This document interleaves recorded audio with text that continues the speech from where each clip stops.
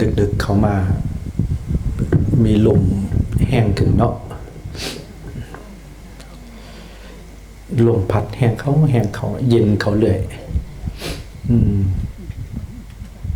อาตมาขึ้นมาพอกับลมขี้มูกน้ำตาเป็นย่อยออกโรคพุ่มแพ้กำเริบก็จะบอกว่าได้ปลายดอกจักหน่อยกระลุ่มขึ้นเมื่อสูงก็เสียเปรียบชุมเจาะเพราะผ่ามันผมมันหน่อยโดยเฉพาะผู้เบานอนไปหลายคนอาตมานอนเทศได้ปะ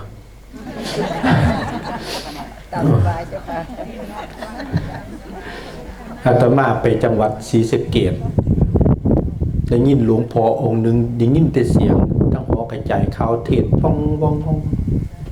ยางหาหลอกพูดเทศบ่เห็นเลี้ยวไปเลี้ยวมาเห็นจะนอนกาขึ้นหากระดิกาเด็กๆแล้วนอนเทศโอ้อาตมาดึกนี้ใจมาจากมือจะได้เลียนแบบหลวงพ่อนี่สบเนาะว่าเห็นโยมนอนฟังนี่แล้วเนาะอย่าคิดจากนอนเทศขึ้นกันเป็นสีหสยะนี่นั่นแหละเป็นโรคภูมิแพ้มาหลายปีเมื่อเจอลมเจออากาศเนี่ยก็เริ่มกำเริบลดเกี่ยวกับเรื่องสุขภาพร่างกายเนาะเอาเว้าธรรมดานี่แหละฟังเทศมาหลายเนี่ยนี่บ่เทศดอกสิเว้าเอาขอโอกาสต่อคณะสงฆ์หมู่ใหญ่ทุกรูปทุกองค์ครับผม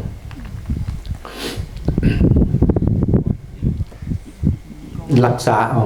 โยมก็ได้ถ้าผ่าหนาๆมาตุ่มนั่นแหละแต่พอดีอยากใส่หมวกก็ว่าเป็นยักษ์ไส้ไปหลดมันหนาวเกิดสันดาก็จะได้หัวลานคือผู้ขาเนี่ยมีสาธุเอาอยู่เฮ็ดจังได๋ซั่นขี้ไหลตัวได้เป็นแห้งตึงจักสิว่าจังได๋เนาะแต่ไม่เห็นความอดทนความภาคเพียรพยายามของญาติของโยมก็เป็นแต่อ่อนซ้อนน้ำอยู่เป็นตนาอนุโมทนาหนาอ่อนซ้อนน้ำนั่นแหละพาแต่ละองค์เป็นเทศและโลกจากธรรมะที่เฮียวครับหลดแต่ซุ่มเจ้าเนี่ยอาจารย์พิธีกรเป็นบ่ให้หนีไปใส่เลยนี่เรียกว่าที่จริงที่เขาเตรียมพร้อมมาแล้วเนาะเตรียมพร้อมส่องตายบอกเป็นตะยานพระหลวงพ่อถนอมเพิ่นบอกมือเศร้าเนี่ยจื้อได้บ่ล่ะคำหนึ่งบอกโอ้หลวงพ่อป้าผมมีแนวเสร็จขี้มูกด้วยครับนี่แหละขอบคุณหลายๆเพิ่นเอายาเทปฟรีให้เม็ดหนึ่งพอดีนั่นแหละหลวงพ่อหนอมเพิ่นบอกมือเศร้าเนี่ยเพิ่นชีวิตเฮาบ่แน่นอนเพิ่นแต่ว่าเฮานี่นอนแน่เพิ่นเว้าคือไปบ่แน่นอนแต่ว่านอนแน่ว่าซั่นก็สินอนอีหลีตัวยามมันเบิดลมหายใจเนาะนั่นแหละนอนออกจากโรงพยาบาลก็สิเขาโรงศพแล้วโยมก็เจ้าซื้อโรงเย็นมาถวายอาตมาบ่มีผู้ใดเอาไปใส่จักเถื่อฮอดหน้าฮ้อนเดือน4เดือน5เลยบอกหลวงพี่เพิ่นมาเสียบแล้วก็มันบ่มันอะไรถ้ามันฮ้อนก็ให้เขาไปนอนเล่นอยู่หั่นล่ะมันบ่มีผู้ตายบ่บ่มีผู้ใดเอาไปใส่จักเถื่อเลยบ่หมานหยังวะอาตมาคิดในใจว่าบ่มีผู้ใดอยากได้บ่สิเอาไปถวายอยู่เขาเจ้าเอามาถวายวัดอาตมามันบ่หมาน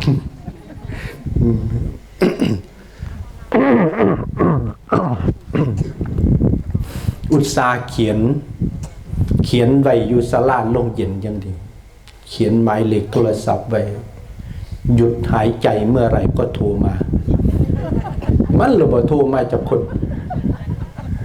สำนักงานพุทธมาเห็นบ่เขาถ่าไปอุตส่าห์เขียนไว้อย่างดีนี่มาคิดบึงนั่นแหละนี่เกี่ยวกับเรื่องสุขภาพ ร่างกายความเป็นอยู่แค่นสุขภาพกายเฮาบ่ค่อยแข็งแรงบ่ค่อยปานดีปานใดนี่ก็จิตใจของเฮาที่จะมาประพฤติปฏิบัติธรรมนี่ก็อยากลำบากเนี่ยอยู่เด้แค่นว่าแต่อยากลำบากถ้าสติปัญญาของเฮาบ่มีความเข้มแข็งแน่ก็ยากอยู่เห็นบ่อาจารย์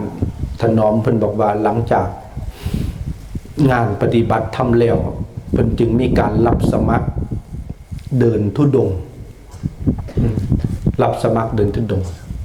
เดินให้มันทุกข์เพิ่นแล้วศึกษาความทุกข์ไปนำเบิ่งความทุกข์ไปนำทุกข์สำนีบ่พอเอาทุกข์คนนี้ให้ทุกข์ตื่มทุกข์แต่เขามีสติมีปัญญาพอเขาก็สามารถที่จะน้อมเอาความทุกข์หรือปัญหาตรงนั้นมาเป็นเครื่องมือในการปฏิบัตินั่นนะลังเทือก็คล้ายๆกับว่าความทุกข์ที่เขามาในชีวิตในจิตใจของเขากระตังในจิตในใจของเขาความทุกข์ปัญหาอุปสรรคต่างๆแต่มันก็เป็นยาสำหรับบุคคลผู้ฉลาดมันขมแน่แต่มันอาจจะเป็นยานั่นแหละแต่มันก็เป็นโทษสำหรับผู้ที่สติปัญญายังบ่หลายลักษณะนี้เพราะฉะนั้นการที่จะเข้าได้เสียสละออกมาได้จึงเป็นสิ่งที่ดีสละความเห็นแก่ตัวออกมานี่สละความเห็นแก่ตัวได้ถ้าเขานอนอยู่บ้านอยู่เฮือนก็ห่มผ้าอุ่นๆหนาๆจังซี่ก็มันก็สบายนั่นแหละมีผ้านุ่งผ้าตัวโตนอนดีๆแหละบ่ได้สนใจนำแต่เขาก็สลัดออกนั่นเรียกว่าสลัดความเห็นแก่ตัวอย่างโยมเพิ่นมาตั้งลงทานนะเห็นบ่ก็ถือว่าสลัดความเห็นแก่ตัวออกมาเสียสละเพื่อที่จะแต่เพิ่นก็มีความสบายใจเพิ่นเด้พอมีความพอใจเด้มีความพอใจแล้วมันก็สบายใจนั่นแหละก็เรียกว่าความเสียสละเกิดขึ้นสลัดความเห็นแก่ตัวคนเฮาถ้ามันเห็นแก่ตัวแล้วมันสิบ่เห็นตัวแก่ได้เนาะแค่บ่เห็นตัวแก่มันก็บ่ฮู้จักพ่อถ้าบ่ฮู้จักพ่อมันก็ยุ่งชีวิตสังคมจึงกลายเป็นสงครามมาฮอดคู่มือนี่ย้อนคนบ่เห็นตัวแก่ มันเห็นแต่แก่ตัว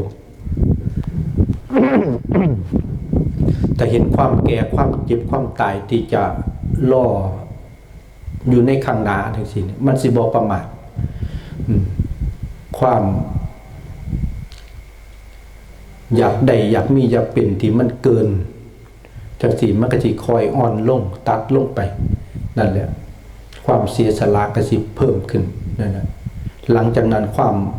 เมตตาอารีต่อกันที่อยู่นำกันในสังคมในโลกอันนี้เนี่ยมันก็สิเฟื้อเผื่อแผ่ต่อกันแล้วก็มีความสุขกายสุขใจเกิดขึ้นในสังคมนั้นในชีวิตนั้นในอันนี้คือสิ่งที่มันความเป็นจริงที่มันมีอยู่แล้วนะแต่เฮาก็เลยมาฝึกเจ้าของเพราะว่าอย่างที่เพราะว่าศาสนาของพุทธเจ้าของเฮานี่คันเปรียบเทียบแต่คือกันกับทะเลคือกันกับมหาสมุทรจังซี่เห็นบ่แต่เฮามาได้หลายพอได้หลายแม่ได้หลายบ้านมาร่วมเล่นกันแล้วก็กลายเป็นคล้ายๆกับว่าอยู่ในธรรมวินัยอันเดียวกันคือจังเห็นบอกพระเจ้าไปสงฆ์ครูบาอาจารย์อยู่ในพระธรรมวินัยอันเดียวกันทั้งนี้เปรียบเสมือนน้ำทะเลสิไหลมาจากแม่น้ำสายได้ก็ตามถ้าไหลลงสู่ทะเลแล้วทะเลเนี่ยจะมีรสเดียวคือรสเค็มอันนี้คือกันนั่นแหละของมาเป็นอันเดียวกันก็มีความงดงามแต่ถ้าผู้ใดเฮ็ดออกไปนอกรูนอกรอยเนี่ยก็ มันสีบ่งามแล้วมันสีเห็นปั๊บของมันเลยหรือแม้กระทั่งดอกไม้ที่โยมเอามาตกแต่งเนี่ยต่อให้คนละสีก็ตามคนละต้นก็ยังจะเสียบในแจกันมันคนละสีอยู่แต่ว่ามันเป็นระเบียบเห็นแล้วมันก็เลยมีความงดงามในตัวนี่ที่จริงแล้วธรรมชาติมันก็สอนเฮาอยู่แล้วได้แต่เฮาสิมองออกมองเห็นบ่แค่นั้นเองนี่เรียกว่าศาสนาของพระองค์ของพระพุทธเจ้าเฮานั่นแหละจะมีความงดงามถ้าลงไปสู่เปรียบถึงว่าเปรียบเหมือนทะเลนั่นแหละหลังจากนั้นเนี่ยสังเกตไปอีกประเภทหนึ่งถ้าว่าจะเป็นพระเป็นเณรเป็นเถรเป็นชีเป็นนักบวชหรือว่าเป็นผู้ที่เขามาในศาสนาของพระองค์ถ้าผู้ใดเฮ็ดผิดตามคำร้องของธรรมก็ตามผิดพระธรรมวินัยก็ตามมันจะอยู่ในศาสนาของพระองค์นี่บ่ได้ดูอยู่ได้โดยยากเปรียบเสมือนกันกับซากศพศพคนตายศพหมาเน่าหมาตายหรือว่าเศษขยะหรือว่ากิ่งไม้ท่อนไม้ที่มันแห้งมันดอกถาลงไปในสมุทรกลางมหาสมุทรกลางทะเลนี่มันจะอยู่บ่ได้จะถึกคลื่นทะเลมันจะสัดออกไปนอกฝั่งสังเกตได้เลยนั่นแหละถึงแม้ซากศพคนตายเขาทิ่มลงไปก็ตามจะถึกสัดออกไปเลยอันนี้เปรียบเทียบว่าถ้าผู้ใดเห็นผิดตามพระธรรมวินัยบ่รู้จักปรับปรุงแก้ไขเจ้าของนี่มันจะอยู่ยากอยู่กับหมู่กับคณะก็ยากอยู่กับศาสนาก็ยากอยู่ในวัดว่าอารามก็ยากเอาไปเอามากก็ออกไปลักษณะนี้ออกไปนี่ถึงเรียกว่ามันสังเกตเบิ่งนี่เจ้าพ่อพุทธเจ้าเปรียบเทียบแล้วหลังจากนั้นสังเกตได้ตรงที่ว่ายังทรัพย์สมบัตินี่แต่อยู่ในมหาสมุทรนี่หลายเขาเจ้าแก้วแหวนเงินทองทรัพย์สมบัติอยู่ในใต้ทะเลสิหลายเขาเรียกว่าที่รวมลงแห่งรัตนะอันนี้คือกันแหละพระพุทธพระธรรมพระสงฆ์ก็ถือว่าเป็นแก้ว3ประการนั่นปะเป็นรัตนะ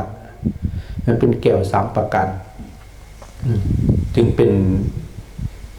มีความเปรียบเทียบได้ถ้าเฮาได้เขามาศึกษาจริงๆมาได้ยินได้ฟังจริงๆมาศึกษาจริงๆแล้วเฮาสิฮู้ว่าหลักคำสอนของพระพุทธเจ้านี่มีความมันดีเลิศประเสริฐสีอีหลีนั่นแหละจนคิดในใจคิดว่าเป็นความโชคดีอย่างผู้เว้านี่ก็ถือว่าได้ถ้าได้เข้ามาบวชนี่ก็เป็นความโชคดีนั่นแหละได้มาห่มผ้าเหลืองโกนผมห่มเหลือง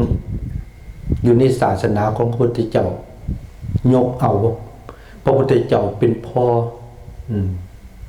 อทางธรรมเป็นผู้ที่เฮาจะต้องเดินร้อยตามแต่เฮานี่คือกันถือว่าเป็นลูกเป็นหลานของพระพุทธเจ้าถ้าผู้ใดมีความศรัทธามีความเชื่อมั่นจริงๆแล้วมีพระรัตนตรัยอยู่ในจิตในใจนะมีความเชื่อมั่นตั้งมั่นจริงๆแล้วนั่นถือว่าเป็นลูกเป็นหลานเป็นเหลนของพระพุทธเจ้านั่นแหละเฮาเฮ็ดถึงได้เฮาจังสิเป็นลูกที่ดีเป็นลูกที่ดีเป็นหลานที่งดงามกลายเป็นผู้ประเสริฐคือกันกับพระองค์นอกนี้เฮาก็ต้องอาศัยธรรมนี่แหละอาศัยธรรมที่เฮาได้ศึกษานี่ได้ยินได้ฟังนี่เป็นตัวนำพาปฏิบัติไปตัวจิตใจของและอีกอย่างหนึ่งสังเกตได้ธรรมของพระพุทธเจ้าเนี่ยถ้าเฮาปฏิบัติจริงๆเข้าใจจริงๆแล้วมันจะเป็นขั้นเป็นตอนราบเรียบไปเหมือนกับลงไปในฝั่งของทะเลมันสิบ่โตรกบ่ชันคือจังกับพอลงไปแคมห้วยถ้าแคมห้วยลงตื่นมันจึกลึกลงไปเลยแต่ธรรมของพระพุทธเจ้านี่จะละเอียดลงเป็นขั้นเป็นตอนนี่อันนี้เรียกว่ามันคือกันกับเฮายางลงไปในทะเล ในทะเลในมหาสมุทรโดยเฉพาะเกี่ยวกับการที่เขาเคยให้ทานมากระตำเคยให้ทานมาเพื่อให้จิตใจเพื่อให้จิตใจมันมีความเสียสละออกคือเว้านั่นรักษาศีลจังซี่เพื่อให้มีความงดงามขึ้นงามโดยกายโดยวาจาโดยใจกายเป็นคนมีบุญบุญบารมีมันเกิดคนมีบุญต้องรูปก็ดีลาภก็ดีสติปัญญาก็ดีจิตใจก็ดีนั่นแหละลงท้ายดีหลดเป็นกายเป็นพ่อใหญ่ดีแม่ใหญ่ดีพระก็เป็นพระดีหลวงพ่อก็จะเป็นหลวงพ่อดีเลยเด้หลวงปู่ดีเลยลักษณะนี้นั่นเลยกายวาจาใจของเขาถ้ามีศีลเป็นตัวควบคุมดูแลแล้วมันก็มีความสงบเสงี่ยมโยมคิดว่าศีล5ศีล8ศีล5ขอได้รักษายากที่สุดเกี่ยวกับเรื่องปากเนาะรักษายากบ่มุสาวาทาครูบาอาจารย์มันบอกหยอกโยมยุ่ดุขาก็มี2ขาว่าซั่นเขาสั่งมาให้แขนก็มี2แขนตาก็มี2จมูกหูดังเขาก็มี2หูก็มี2แต่เป็นหยังปากจึงมีอันเดียวถ้ามีปากตัวนึงอีกทั้งงอนนี่แห้งสินักกว่านี้ขนาดปากเดียวยังเว้าบ่เซาว่าแสดงว่าอันผู้สร้างมันก็ไม่สร้างเป็นลูกศิษย์อาตมาอยู่อำเภอภูพานมื้ออื่นอาจสิได้แวบไปอยู่ประจักษ์ได้แม่ย่าเว้าดุบังเอิญอำเภอเตาง้อยเมืองสกลนี่จัดงานขึ้นจัดงานอย่างจัดงานประกวดคนด่าเก่งลูกศิษย์อาตมาเลยจับแม่ย่าเจ้าของขึ้นไปประกวดบนเวทีได้อันดับ1โอ้โหบ่ธรรมดาบ่แม่นบ่เอาได้เป็นอีหลีเราตายไปแล้วหลานย่ายเนี่ยก็ได้ก็เลยเว้ากี่พื้นแล้วนั่นแหละได้รับโลกเกียรติยศอันดับ1แล้วประกวดคนด่าเก่งบ่โอ้ยเดี๋ยวจังซี่ก็มีเห็นบ่บ่แม่นธรรมดามันรักษายากธรรมชาติขนาดสร้างมาอันเดียวนี่ก็ยังพอแห้งโอ้ยมาคิดเบิ่งแล้วรักษายากอีหลีลังเถื่อมันบ่จมในปากด้วยใจมันก็จมเอาเขาทั้งเฮาฝึกเขาคักๆจริงๆลังเถื่อเนี่ยจิตของเฮาลังเถื่อมันเป็นเสียงพุ่นเด้เสียงจมเสียงเว้าบนจังเหนือเป็นเสียงโอ้ยได้ยินทีแรกน่ะเรื่องเธอบางองค์นี่หลงพุ่นเด้หลงเข้าใจว่าเป็นเสียงเทวดาหลงเข้าใจว่าเป็นเสียงผู้นั้นผู้นี้ไปซ่อมมามันเสียงกิเลสเจ้าของมันอยู่ในใจตอนแรกมันก็เว้าคือแนะนำดังสันติสิเนี่ยตรงเปี้ยเลยล่ะพอหลังจากเฮาเผลอแป๊บเดียวมันขีดตัวเฮาหล่นขีดตัวเฮาหลอกเฮาแต่ถ้านิมิตตัวนี้เกิดขึ้นเตรียมตัวเป็นวิปลาสทันทีเลยผู้เว้าเคยเป็นมาแล้วลูกศิษย์ผู้หนึ่งเคยเป็นมานั่นน่ะเคยเป็นมาแล้วตอนแรกตามันจะเห็นภาพเห็นเป็นรูปเป็นภาพเกิดนิมิตขึ้นเข้าในหูได้ยินเสียงแต่หูได้ยินเสียงแล้วเริ่มมีปัญหาแล้วเคยเป็นโอ้มาคิดเบิ่งแต่ถ้าบ่มีสติแน่นี่สงสัยสิเปิดเบิ่งไปทางใดบุญบ่แม่นธรรมดาการฝึกที่ขาดความขาดครูบาอาจารย์นั่นแหละเรื่องครูบาอาจารย์บ่ค่อยถือว่าอาภัพอาตมาผู้เว้านี่อาภัพครูบาอาจารย์นั่นแหละบ่ค่อยมีแต่เพราะฉะนั้นจึงพยายามฝึกสติให้หลายที่สุดถ้าเข้าใจจริงๆแล้วมันก็จะเริ่มตัวสติตัวรู้ก็ซ้ำกันกับมีหยังล่ะพระพุทธะพุทโธก็แปลว่าผู้รู้เนาะที่เฮาแปลอยู่นะ พุทธะพุทโธพุทโธพุทโธพุทโธที่เขาภาวนาอยู่นี่นะแปลว่าผู้รู้อยู่แล้วถ้าเขามีสติรู้อยู่ตลอดตัวนี้เป็นตัวซอยเหลือเขาได้ซอยเหลือเขาได้เพราะฉะนั้นจึงเรื่องการปฏิบัติกับบ่ที่จริงกับบ่แม่นบอกให้ย่านได้นี่เฮ็ดไปโลดบ่ต้องไปย่านมันดอกอีกอย่างหนึ่งการที่มันเป็นนั่นเป็นนี่ส่วนมากมันก็เกิดจากกรรมถ้าเฮาบ่มีกรรมในด้านนั้นก็บ่เป็นหยังดอกนั้นแต่ถ้ามีกรรมจังใดมันก็ขวางบ่อยู่ต้องใส่มันก่อนโดยเฉพาะผู้ใดตั้งจิตตั้งใจไว้สิตั้งใจประพฤติปฏิบัติครับภพนี่ศาสตร์นี่มันสิบ่วิตเนี่ยบ่นี่ถ้าคิดจังซั่นแล้วล่ะมันแห้งมันตุ่มมันโหมไหลลังไหลมาโลดลังไหลเข้ามาเลยเวรกรรมนำจองจะภพใดชาติใดมันลุ่มเข้ามาโลดมันย่านเฮาได้ดีเด้จุ่มเจ้านี่คือกันเห็นบอกนะตั้งใจไว้สิมาบวชถือศีลน้ำเพิ่นก็หน้ามืดขึ้นสอดแจ้งว่าซั่นหลานน้อยให้น้ำหลังล่ะนั่นเห็นบ่เริ่มเทื่อก็ได้ลูกผู้นั้นบ่ไปอยู่บ่หนาวปานนี้บ่ถ้าเป็นไข้มาบ่เบิ่งได้ใช่ป่ะเฒ่าอยู่เฮือนเฮ็ดหน้าเข่งอึ้งตึงเรื่องเทื่อก็ได้มันมีโลดได้แนวคัดแนวขวางนั่นแหละแต่ก็บ่เป็นหยังใส่มันไปถ้าเขาใส่ไปแล้วศูนย์ได้ใส่มันได้กับเมื่อไปนักตมาเมื่อวานนี่คือยังดีอยู่ตกมามือเสาร์นี่มันเริ่มตื่นขึ้นมาเป็นแสบคอนั่นแหละพอดีก่อนจะย่างมาขึ้นธรรมะนี่ครูบาอาจารย์เพิ่นเอายาให้มาเมื่อกี้หลวงพ่อก็ตื้มให้ผู้ใดยืนให้ก็เอาเมื่ออาตมาคนมักง่ายนั่นแหละจักยาลูกก่อนจักยาเตปีนึกเอามาเป็นกรรมอาจารย์น้อมเอามาให้4 เม็ดเอากรรมมาเพิ่นว่าเป็นหยังยาเพิ่นถือมาเป็นกรรมไม่เฮายำกืนรวดไปก็สิยำกืนต้นจนดอกนั่นแหละโอ้ยคิดไปคิดมามันนางคิดโอ้ยไม่สาดเฮาก็เป็นพระมักง่ายอีหลีเสื้อง่ายอีหลีตัวนี่ว่าหมู่กี่ตัวให้กินยังก็กินไปหมดตัวนี้ฉันไปหมดตัวนี้ฉันดอกนั่นแหละแต่ว่าถ้าแปลกจังนึงแต่ถ้าได้เว้าธรรมะแล้วนั่นมันสิเริ่มดีขึ้นแค่เศร้าเว้าแล้วมันจังสิเป็นอีกแสดงว่าธรรมะนี่ก็ประเสริฐอยู่เด้นั่นแหละอาตมากี่ขึ้นมาเว้าคิดในใจว่าสิเอามาเป็นท่านโยมฟังได้ยินได้งี้ไอ้เข้าใจบ่เข้าใจก็แล้วแต่โยมแต่ถ้าผู้ใดเข้าใจเนี่ยจังหน่อยเนี่ยอาตมาได้บุญแล้วเด้นี่นั่นแหละบุญก็เพิ่มขึ้นแล้วเด้แค่เว้าไปผู้นั้นผู้นี้ฟังไปลังเทื่อญาติโยมสังเกตได้เด้อฟังครูบาอาจารย์หลายๆองค์มันเว้าองค์ละชั่วโมง2 ชั่วโมงก็ตามถ้าเว้าไปลังเทื่อแต่ถ้ามีคำใดคำหนึ่งที่มันสะกิดใจเฮาปักบาดเดียวเท่านั้นเด้มันสิเข้าใจนำแป๊บ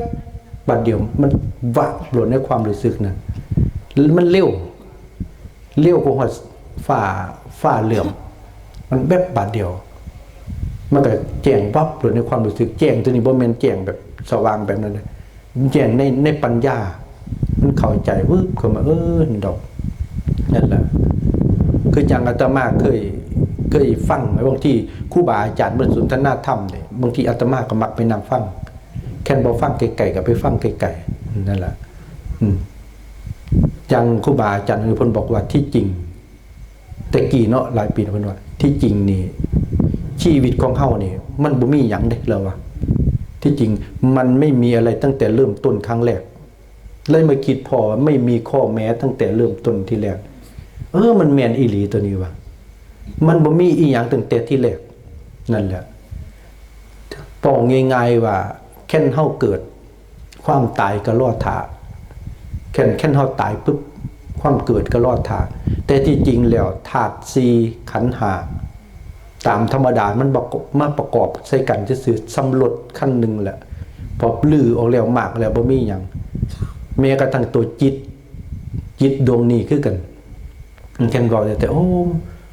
มาเบิ่งแล้วเพิ่นบอกว่ามันบ่มีอีหยังตั้งแต่เริ่มต้นที่แรกได้แต่มันไปสะกิดจังได๋มันปักบาดเดียวเท่านั้นแหละมันเข้าใจมันเข้าใจแต่ว่าก่อนที่ ก่อนที่จะเข้าใจมาได้ยินได้ฟังเรื่องตัวนี้เรื่องตัวเฮาฝันก่อนเด้มักสิฝันอีหยังแปลกๆเกี่ยวกับเรื่องความฝันเด้ฝันแปลกๆเข้ามาแล้วบัดนี้แค่เฮาสิเข้าใจบ่ว่าสิเกิดเรื่องนักปฏิบัติสังเกตได้อย่างหนึ่งโยมถ้าเรื่องดีที่เข้ามาในชีวิตก็ตามเรื่องบ่ดีที่เข้ามาในชีวิตก็ตามมันสิฝันลังเทื่อนี่ฝันก่อนฝันก็แม่นบ่แม่นแต่เลขคือเว้าล่ะแนวอื่นแม่นเมื่อกี้นี่ได้ไปประเทศลาวหมู่โยมเพิ่นชวนไปเที่ยวบ่ไปแต่เขมรเขมรนี่บ่ไปนั่นแหละไปแขวงจำปาสักเจ้าหน้าที่ลาวนะบ่มาตรวจสอบซ้ำกันก็เฮาเป็นผู้ร้ายถามจกหลอกแจกแหลกมันบ่อยากปั๊มให้ประทับตาให้บัดสิเอาอีหลีเพิ่นว่ามีของดีบ่เอามาเพิ่นว่าบ่นักเลงเพิ่นลงไม่ออกนึงไปนำเราบัดมีเราถือตะกุดไปนำพอดีเราก็ดึงเอามาหาเส้นเอ้าอาจารย์เอาไปให้เขาโลดเพิ่นว่าสงสัยมันอยากได้เงินนำเฮาข้างในดึงปากกากับสมุดออกมาเขียนเลขให้แน่เพิ่นว่าไปวันที่16พอดีบ่ฮู้จักเลขแล้วบ่ฮู้จักก็เขียนเพิ่นว่าบ้าถ้ามันบ่ออกก็ขีดตัวคนเลยว่าขีดตัวก็สร้างเพิ่นว่าว่ากูขีดตัวบักเล่านี่มึงก็น่าเหย็ดแม่มึงว่าพระกระดาเป็นดาในใจนี่แล้ว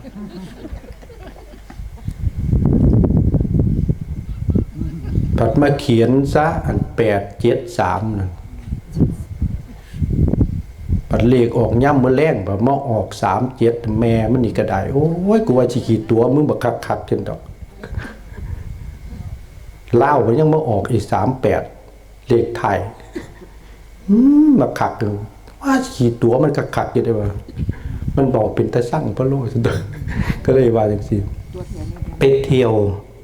เพิ่นแม่นไปเที่ยวดอกไปกราบไปกราบวัดหลวงปู่บุรพาจารย์หลวงปู่สำเร็จรุ่นโดนหลวงปู่บุญหมากหลวงปู่ขี่หอมพลเฉเมกเนาะหลวงปู่ราชครูหลวงพลเฉเมกหม่องเพิ่นตายหม่องเพิ่นเผาเพิ่นน่ะก็ไปบึงไปกราบนั่นแหละขึ้นภูมะโล่งบ่ท่านได้ไปทั้งภูเขาควายอันนี้เรียกว่าไปศึกษาเบิ่งลงไปทั้งหลีผี 4,000 ดอนไป2 มื้อ 3 มื้อไปเห็นแล้วอยากเอาเต็นท์มากางนอนอยู่นี่เด้ว่ะข้างหลีผีนี่ว่ะนั่นล่ะเป็นตะนอนพะโลเป็นตะมันเป็นนั่งสมาธิแต่เฮาทำทานนั่งสมาธิเจ้าหน้าที่เขาสิมาแล้วเด้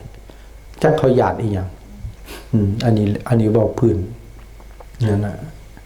เว้าพื้นว่าเว้าพื้นเกี่ยวกับเรื่องเลขเล็ดตะเลิด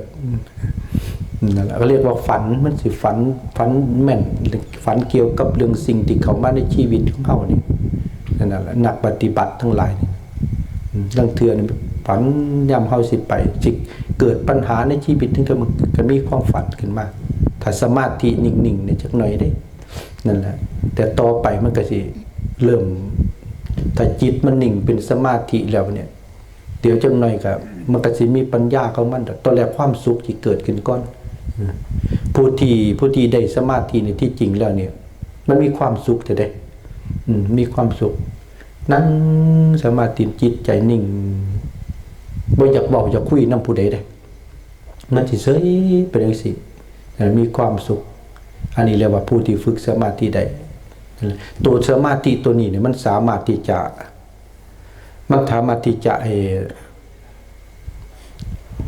เฮ็ดให้กิเลสความโลภโกรธหลงของเฮานี่มันระงับอยู่เด้ตัวนี้ที่สามารถประคองให้พระที่สามารถอยู่ได้ในศาสนานี่เป็นการประคองอยู่ได้นั่นแหละแต่ถ้าบ่มีตัวนี้นี่ซอยนี่ฟุ้งซ่านพระก็ได้หรือวันผู้ที่บวชเข้ามาแล้วแต่ถ้ามีสมาธิมันสิกลายเป็นพลังขึ้นมากลายเป็นพลังในจิตในใจมันก็เกิดความเอิบอิ่มในจิตในใจของมันหลด เพราะฉะนั้นครูบาอาจารย์สังเกตได้บ่สายหลวงปู่หมันหลวงปู่หมันปู่ฝันปู่เสานี่จะสอนลูกศิษย์ลูกหานี่ให้ฝึกสมาธิซะก่อนพุทโธพุทโธซะก่อนฝึกสมาธิแล้วหลังจากนั้นเพิ่นก็ให้พิจารณากายแน่จิตแน่ลักษณะนี้เพิ่นจะให้เดินสายปัญญาเพิ่นให้เอาจิตเป็นสมาธิซะก่อน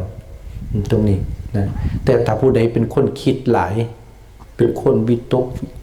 เรื่องนั้นเรื่องนี้คิดจากหลอกจากแหลกตัวนี้เฮ็ดสมาธิจะเฮ็ดยากอาตมาผู้เว้านี่จะเฮ็ดยากคนคิดหลายนะครับแต่ถ้าคนที่คิดหลายเกินไปเนี่ยอันนี้ส่วนมากเพิ่นจะให้เอาความคิดมาเป็นเครื่องมือในการปฏิบัติคือให้เบิ่งเลยเบิ่งจิตใจเจ้าของเลยความคิดมันเข้ามาแบบใดนั่นแหละความคิดความปรุงแต่งต่างๆนี่ก็ใส่ตัวนี้เป็นเครื่องมืออันนี้ก็มีเทคนิคของมันคือกันเด้มีเทคนิคในการฝึกหัดตรงนี้เพราะฉะนั้นก็โยมเฮ็ดเอานั่นแหละเฮาจะมาอยู่ตรงนี้หรือกลับไปอยู่หม่องใดก็ตามนั่นแหละหรือญาติโยมไปอยู่บ้านอยู่เฮือนก็สร้างอยู่บ้านอยู่เฮือนก่อนหลับก่อนนอนจังซี่หลังจากสวดมนต์ไหว้พระโยมผู้ใดอยากเคยทำมากพวกโดยเฉพาะซุ่มที่ทำมากค้าขายเด้ออยากขายของดีเกี่ยวกับเรื่องลาภสักการะที่จริงให้สวดมนต์เก่งๆสวดมนต์เก่งๆสังเกตได้พระคือกันได้หลายองค์ถ้าพระองค์ใดเพิ่นสวดมนต์เก่งๆจังซี่นี่เทวดาก็มักสวดมนต์คือกันย่ามสวดมนต์เขามานั่งฟังเป็นหยังจังว่าจังซั่นติย่ามเป็นบุญเป็นงานเนี่ยยังเป็นพระส่วนมากเทวดามันจะเป็นดลจิตดลใจเอาญาติเอาโยมนี่เขามาวัดมาเฮ็ดบุญเฮ็ดทานนั่นแหละเคยบอกโยมผู้ใดทำมาค้าขายทำธุรกิจนั่น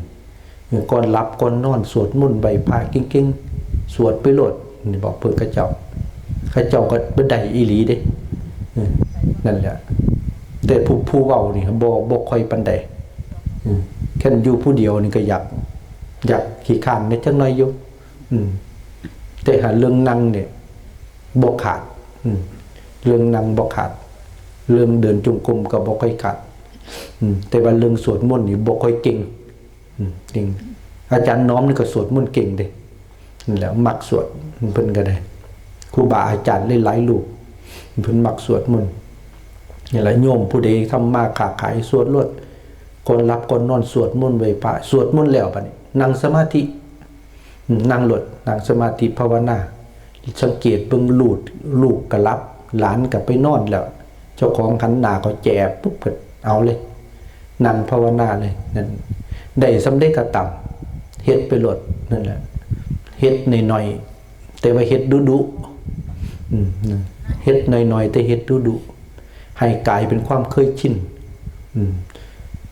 พระพุทธเจ้าบอกว่าเห็นบอกค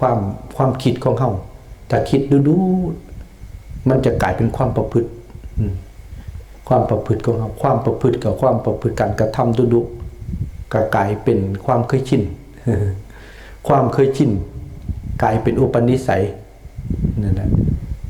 อุปนิสัยของเฮานี่จะเป็นตัวกำหนดชะตากรรมชีวิตของเฮาไปตลอดลักษณะนี้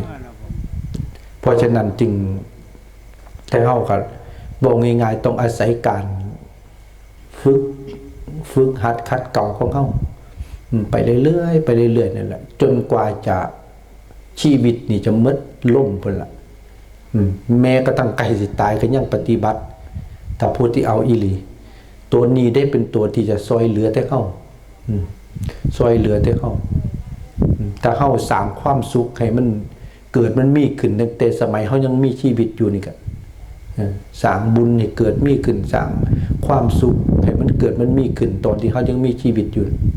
พบหน้าต่อไปก็เฮาก็เป็นอันหวังได้นั่นแหละเป็นอันหวังได้คือเฮาก็ไปดีขึ้นกันชีวิตเฮาก็มีความดวงจิตดวงใจนี่ก็ไปสู่ภพภูมิที่ดีเกิดภพชาติต่อไปมันก็สามารถต่อไปอีกนั่นแหละชีวิตก็มีความสุขขามภพขามชาติ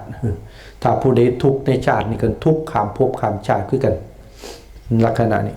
มันเอาไปนำเลยเฮาบ่อยากได้แต่มันไปจองไปนำกันโลดดึงไปนำกันโลดลักษณะนี้ความสุขก็ตามความทุกข์ก็ยากนั่นแหละกรรมที่เป็นอกุศลก็ตามเป็นกุศลก็ตามอกุศลก็ตามมันไปโลดของมันบ่ว่าภพนี้ชาตินี้ภพหน้าชาติหน้ายังบุญที่เฮาเฮ็ดนี่คือกันนั่นแหละมันก็เป็นที่พึ่งทั้งภพนี้ชาตินี้แล้วก็เป็นที่พึ่งในภพชาติต่อไปอันนี้บุญนี่บุญกุศลความดีบารมีที่ถ้าเฮาพากันสร้างอยู่ตรงนี้นั่นจึงครูบาอาจารย์ได้หลายรูปหลายองค์เพิ่นขึ้นมาเพิ่นก็แนะนำอยู่แต่เรื่องนี่แหละทานศีลภาวนาศีลสมาธิปัญญาของเก่าๆนี่แหละของพระพุทธเจ้าของเก่าๆนี่แหละแต่ว่าเก่าแต่ประเสริฐเก่าแต่มันดีนั่นแหละของเก่าแต่ดีของเก่าแต่ประเสริฐนั่นแหละบ่แม่นเก่าแบบขี้หลายไทเปนี่คือหลักคำสอนเห็นบ่สังเกตได้ทุกมือมาเวลาเฮาให้ไปให้ท่านพระกับวิทยาถากับซัปปี้ก็เอาของเก่านั่นล่ะจะถาซัปปี้อันเก่าเลยแต่เฮาก็ฟังแล้วก็ยังภูมิใจยังปลื้มใจยังสุขใจคือเก่าเห็นบ่นี่เรียกว่าบ่เบื่อบ่หน่ายนี่บ่มีความเบื่อหน่ายมีแต่ความสุขมีแต่ความพอใจที่เฮาเวลาเฮาให้ทานเห็นบ่โอ้ยครูบาอาจารย์ให้พรผู้ขาในเด้อในลักษณะนี้แล้วเฮาก็ขอแต่เพิ่นบ่ให้เฮาก็ขอพรแน่พระบ่มีหยังก็ไปจะญาติถาสัพพีกันแหละเฮาก็ญาตินำเมื่อเท่านั้นนั่นแหละให้ไปแล้วมีความสบายใจแล้วมีความสุขใจสบายใจอันนี้คือกันแต่เฮายามมื้อเช้านี่ถ้าผู้ใดสามารถดังเตือนนี่ประพฤติปฏิบัตินั่งสมาธิฟังเทศน์มื้อขึ้นสดแจ้งแต่ถ้าเฮาเฮ็ดสดแจ้งตัวนี้นี่แปลกอย่างหนึ่งนิยมตื่นยามมื้อเช้ามา1บ่เมื่อยความรู้สึกบ่เมื่อยแล้วก็บ่ค่อยง่วงเป็นเรื่องแปลกอยู่เด้แต่ถ้าเฮาไปเฮ็ดแนวอื่นนี่ง่วงนอนตื่นยามมื้อเช้านี่โหยซักหัวความเลยเด้แต่มานั่งจังซี่คือเดินได้เดินจงกรมเดินจงกรมนี่ตั้งแต่4 ทุ่มฮอดตี 4เคยเดินแล้วขานี่คือสิหลุดออกคือขาตะกะแตนมันปวดแต่พอแจ้งมาถึงหน่อยบัดเช้าย่างไปบิณฑบาตได้เสยกลับมาแล้วว่าสินอนบ่หลับดอกมันเดินจงกรมนั่งภาวนาคือเก่ามาคิดเบิ่งแล้วนี่มันเป็นยาวิเศษอีกอย่างหนึ่งตัวนี่บ่เพราะฉะนั้นเฮาบ่ต้องไปย่านบางคนน่ะย่านไปก่อนคิดไปก่อนย่านไปก่อนเฮ็ดเป็นสิย่านตั้งแต่เจ็บตั้งแต่ปวดตั้งแต่บ่อยู่ดีบ่สบายก็ย่านไปก่อนลึกเตือลักษณะแต่เฮ็ดพอกระเทือนอันนี้จักมันสิเป็นเฮ็ดพอกระเทือนมันสิเป็นมันแค่รอแต่แค่จิตใจคิดว่าเอาจริงเอาจังก็มันอีหลีก็มันก็ดีขึ้นอยู่เด้ดีขึ้นอยู่แล้วอันนี้ก็เรียกว่าเป็นการบอกคุยสู่ฟังเพื่อที่จะมาให้กำลังใจในส่วนตอนดึกๆเนาะน่าสิประมาณตนมันยังอยู่หลายองค์ครูบาอาจารย์เพิ่นมาอีกหลายองค์อยากให้ครูบาอาจารย์มันขึ้นทุกองค์กันละเป็นนั่นแหละมื้อนี้มัน9 องค์10 องค์เพิ่นบอกเพราะท่านได้ลงรายชื่อก็สิมีอยู่นั่นแหละโยมก็เลยได้ฟังหลายรูปหลายองค์หลายแบบหลายสไตล์ลักษณะนี้ตำบักหุ่งนี่โคกอันเดียวกับสากอันเดียวแต่ว่าหลายคนตำกับรสชาติก็บ่คือกันนี่เนาะเนี่ยส้มเจ้าเคยกินตำบักหุ่งบ่ผู้นี้ตำอยากให้ผู้นั้นมาตำอันโคกกับสากอันเดียวนี่ล่ะรสชาติมันต่างกันแบบนี้ก็มีนั่นแหละอันลักษณะอันเดียวกันแต่รสชาติที่แตกต่างกันก็ตามเช่นกินเกาท้องแล้วก็อิ่มคือเก่า อิ่มคือเก่าเอาคำนี้ก่อนขออนุโมทนาสาธุการนำญาตินำโยมนั่นแหละที่มีความตั้งจิตตั้งใจได้มาเฮ็ดมาทำได้มาสร้าง บุญกุศลความดีบารมีรวมกันในค่ำคืนของมื้อนี้ขอน้อมนึกเอาคุณเอาบุญเอาคุณเอาสิ่งที่ดีที่ประเสริฐนะที่เฮาได้เฮ็ดได้ทำนี่ให้มารวมกันเป็นเดชเป็นเดชะเป็นพลวะปัจจัยหนุนส่งให้ชีวิตของแต่เฮาเจ้าค่อยประสบแต่ความสุขความเจริญคิดสิ่งใดปรารถนาสิ่งใดก็ถ้าเป็นไปในทางที่ชอบประกอบด้วยศีลธรรมขอสิ่งนั้นจงเป็นผลสำเร็จทุกประการโดยกันทุกท่านทุกคนโดยเถิดสาธุครับก็ตัวแทนนะครับอันตั้งเพื่อเป็นการถวายกับปีพันธ์ไปทำกันเทศครับเป็นการบูชาธรรมแด่พระอาจารย์ท่านพระครูสาธุพุทธิจิตดำรงนะครับก็คารวะดัง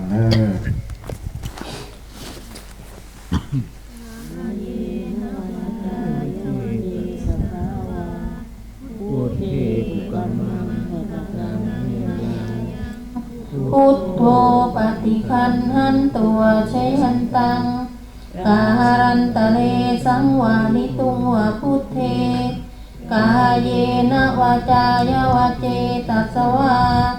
คัมเมกุกมังปะกะตังมายายังธัมโมปฏิคันหันตัวใช้หันตังกาหารันตะเลสังวานิตุงวะธัมเมกาเยนะวาจายวาเจตัสสวาสังเคกุกมังปะกะตังมายายังสังโฆปฏิคันหันตัวชยันตังการันตะเลสังวานิตุงวะสังเคอภิวาทนาสีริสนิจังวุฒาปจายโน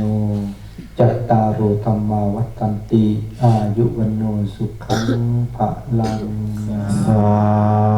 ธุกราบองค์แสดงธรรมพร้อมกันพร้อมแล้วกราบกราบกราบ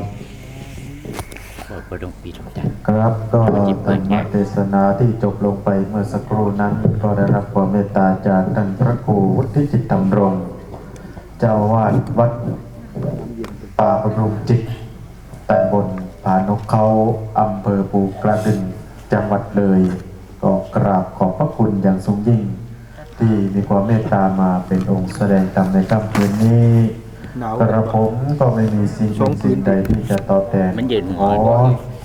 อำนาจเป็นศักดิ์สิทธิ์คุณพระรัตนตรัยนะครับจงบันดาลให้ท่านพระอาจารย์มีสุขภาพพลานามัยที่แข็งแรงเป็นร่มโพใบใหญ่ร่มไทรใบหนาเป็นที่พึ่งพาของสัตยาติโยมสืบต่อไปด้วยเถิดโอ้มันก็สิถือใจเนาะมันสะอาดดูขึ้นบักดังเนาะกับขอบพระคุณนะครับท่านพระครูอาจารย์ลักษณ์ชาติการตัดว่าซื้อพระครูพุทธิจิตทำลงบางคนก็ว่าผู้ใดการห้องพระอาจารย์ลักษณ์ชาติผู้จักหลุด